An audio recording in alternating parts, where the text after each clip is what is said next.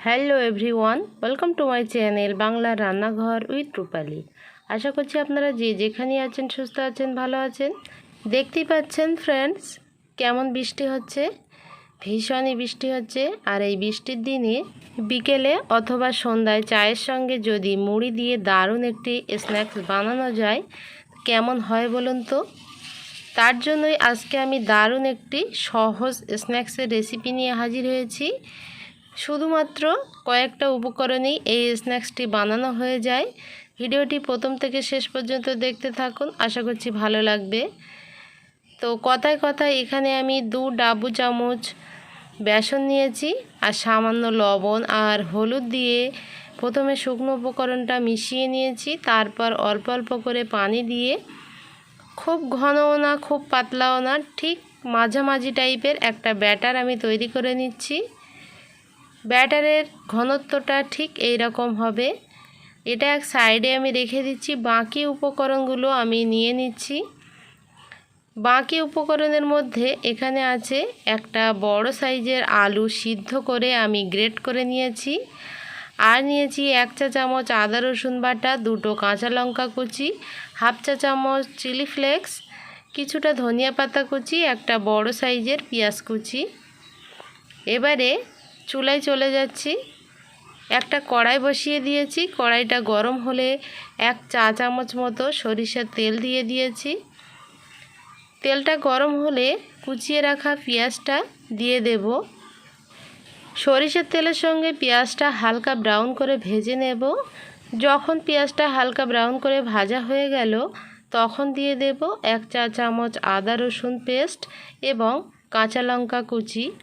আদা রসুনটা দেওয়ার পর বেশ কিছুক্ষণ ধরে ভেজে নেব, যাতে করে আদা রসুনের কাঁচা গন্ধটা চলে যায়। এবারে দিয়ে দেব চিলি ফ্লেক্স।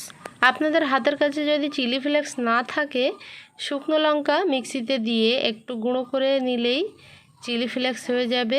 এবারে দিয়ে দেব অল্প একটু লবণ। লবণটা দিয়ে মশলার সঙ্গে খুব সুন্দরভাবে মিশিয়ে নেব। তারপর দিয়ে দেব গ্রেট করে রাখা আলুটা। আলুটা সিদ্ধ করার পর কাঁচা পেঁয়াজ লঙ্কা মাখিয়েও এটা করা যায়। আমার কাছে মনে হলো আলুটা যদি এইভাবে একটু ভেজে নেওয়া হয় মশলার সঙ্গে, তাহলে কিন্তু স্ন্যাক্স থেকে সুন্দর একটা ফ্লেভার তো বার হবেই, আর সেই সাথে কিন্তু খেতেও অনেক মজার হবে। সবশেষে ধনিয়া পাতা কুচিটা দিয়ে চুলাটা বন্ধ করে আলুর পুরটা ঠান্ডা করে নেব। আলুর পুরটা আমি সম্পূর্ণ ঠান্ডা করে নিয়েছি। আমি আর অন্য পাত্রে ঢেলে নিইনি, একই পাত্রে কিন্তু আমার সবটাই রেডি হয়ে যাবে। এবারে দিয়ে দেব 2 বাটি পরিমাণ মুড়ি। মুড়িটা দেওয়ার পর দিয়ে দেব আগে থেকে যে বেসনটা গুলিয়ে রেখেছিলাম সেটা। বেসনের গোলাটা মুড়ির উপরে দেওয়ার পর একদমই দেরি করা যাবে না, খুব তাড়াতাড়ি করে আলুর পুরের সঙ্গে 3টে মিশ্রণ মাখিয়ে নেব এবং খুব তাড়াতাড়ি করে বড়াগুলো বানিয়ে নেব। এ পর্যায়ে চুলার জালটা অফ করাই আছে, আর অপর পাশে আমি তেল গরম করতে দিয়েছি। সঙ্গে সঙ্গে একে একে বড়াগুলো বানিয়ে সঙ্গে সঙ্গে তেলের মধ্যে দিয়ে দেব। এই বড়াগুলো ডিপ ফ্রাই করার দরকার নেই, শ্যালো ফ্রাই করে নিলেই কিন্তু হয়ে যাবে। যখন আমি এই স্ন্যাক্সটি বানিয়েছি, আমার পরিবারের সবাই কিন্তু ভীষণই পছন্দ করেছে খেতে। আমার অনুরোধ রইল আপনাদের কাছে, অবশ্যই কিন্তু বাড়িতে এইভাবেই ট্রাই করবেন, আর কেমন হয়েছে কমেন্ট করে আমাকে জানাতে কিন্তু ভুলবেন না। তো চুলার জাল মিডিয়াম টু লোয়ের মাঝামাঝি রেখে বড়াগুলো খুব সুন্দরভাবে ভেজে নেব। আমি এপিট ওপিট করে ব্রাউন করে ভেজে নিয়েছি। এবারে একে একে তেল থেকে উঠিয়ে একটা প্লেটের উপর রেখে দেব। ফ্রেন্ডস, দেখলেন তো কত সহজেই কিন্তু বিকেলে চায়ের সঙ্গে দারুণ একটি স্ন্যাক্সের রেসিপি শেয়ার করেছি। আর এটা বানাতে কিন্তু অত শত ঝামেলায় যেতে হয় না, খেতে কিন্তু অনেক মজার হয়েছিল। আবারও বলছি, আপনারা কিন্তু বাড়িতে অবশ্যই এইভাবেই ট্রাই করবেন, আর কেমন হয়েছে আমাকে কমেন্ট করে জানাতে ভুলবেন না।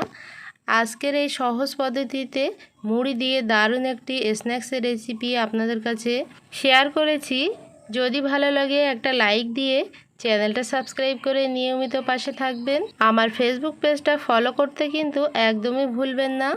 দেখা হচ্ছে আবারও পরবর্তী নতুন কোনো সহজ একটি রেসিপির সঙ্গে। সে পর্যন্ত সবাই খুব ভালো থাকবেন। আল্লাহ হাফেজ।